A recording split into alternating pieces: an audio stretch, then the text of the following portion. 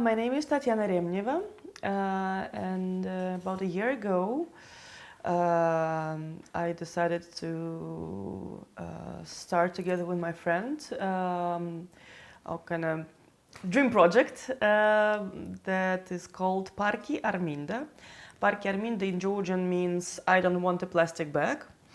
Why we choose this name? Because we were a little bit overwhelmed by the plastic pollution in Georgia and by the amount of single-use plastic bags floating around. And when you go shopping, everything is packed in small bags, and small bags packed in bigger bags, and bigger bags in huge bags.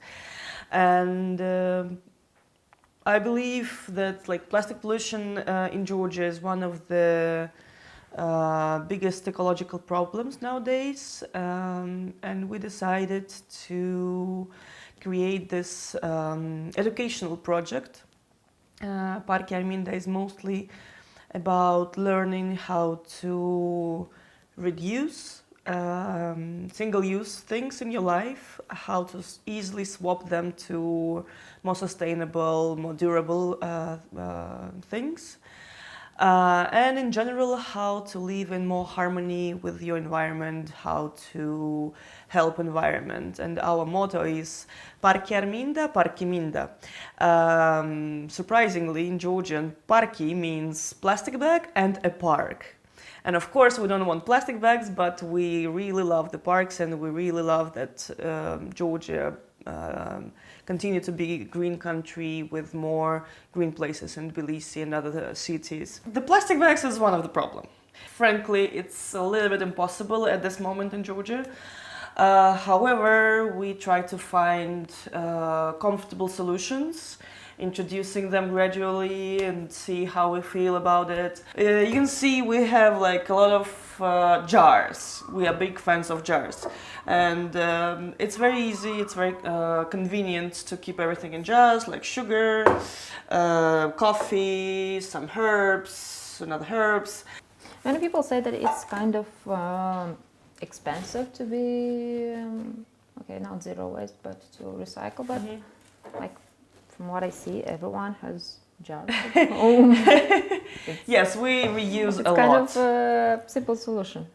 We reuse a lot, and we're also big fans of flea markets. So most of our, kitchen stuff is secondhand.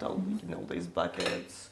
This is very not eco-friendly, but my husband loves this spices. So the Instagram shows you this zero waste lifestyle that you need to buy these fancy things, these fancy containers, or this fancy water bottle, or I don't know, paper instead of paper towels, this fancy linen cloth. So we bought a little piece of fabric on the market. And I went to the local lady who did this napkins for us. And it's vintage fabric, so just nothing was produced again. And we use it instead of paper towels. We still use sometimes paper towels, but significantly less than before, of course. In general, yes, reusable things might cost more, but you buy them once. You don't buy this packaging all over again and again. You don't create waste. And waste also costs money. Yes, because why I'm asking, for example, if you look on Instagram, you mentioned Instagram, people who promote this eco lifestyle. For example, they have all these fancy jars that you can see that they bought them from the shop. And I kind of know the prices, and they're kind of expensive. So overall, when you look at it, it's kind of the first impression is, it's good, but it's I don't know if I can afford it. Yes. But as I see, it's kind of affordable. No, I mean, we try to actually I sometimes bring jars to our swaps. So if people don't consume a lot of things in jars, they can take them and use them. Or I give my jars to my friend who does the condiments and preserves. so he uses and then reuses again. I don't know, I mean, it doesn't require a lot of investment, for sure. By the way, how eco-friendly is your cat? Uh, She was eating. Pretty eco-friendly, I would say. In Tbilisi, you can buy cat food in bulk. So I bring my container, or I can maybe show you. This time I bought in my bag. So this is his food. Is this also made by you, or you bought it? No, this one is the one that I bought like 4 years ago, and I still use them. So really, like, you invest once, and it's like not very expensive, and then you just use and use and use. My granny used to have stuff like this. I mean, it's really... Well, actually, really we really can learn from our parents and grandparents. Yes, they used to be more because they were forced to have a zero waste or like eco-friendly lifestyle. So here we have like this basket for vegetables that shouldn't be stored in the fridge.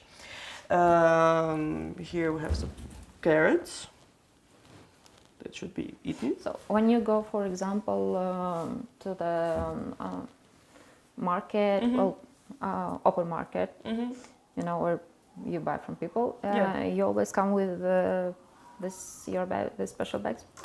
Yeah. Well, I have like, you see here, this is like my case for the eggs. Left for, I don't know, like we have it for 3 years. I have this, you know. Oh, you have a lot of many bags. A little bit too many, but you know, just when we were doing our bags, the first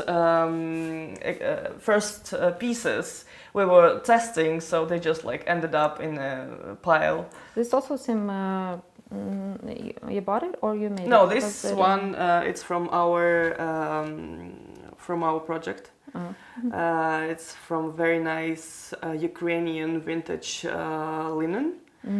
And we did, with this linen, we did mostly the bags for bread, for Georgian bread, and some like small bags. Nice. Yeah, they're very nice. I wish we had more material like this, but yeah. Don't you have it at the flea market?